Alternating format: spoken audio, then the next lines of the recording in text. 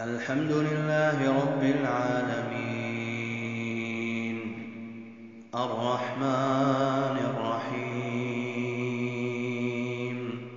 مالك يوم الدين إياك نعبد وإياك نستعين اهدنا الصراط المستقيم صراط الذين أنعمت عليهم غير المغضوب عليهم ولا الضالين آمين. يا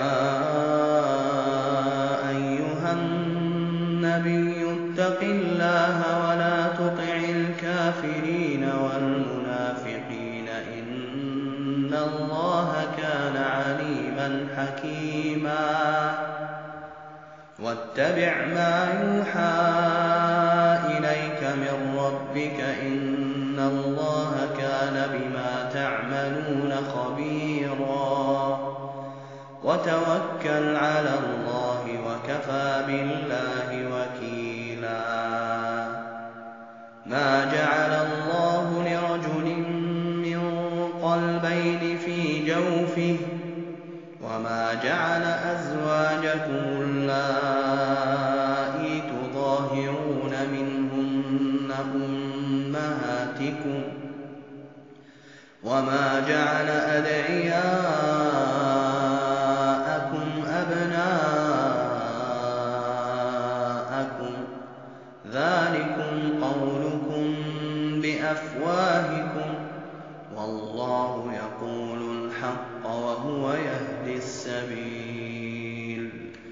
ادعوهم لآبائهم هو أقسط عند الله فإن لم تعلموا آباءهم فإخوانكم في الدين ومواليكم وليس عليكم جناح فيما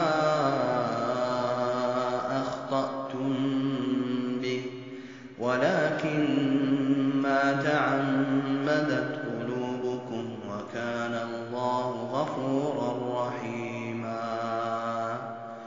النبي أولى بالمؤمنين من أنفسهم وأزواجه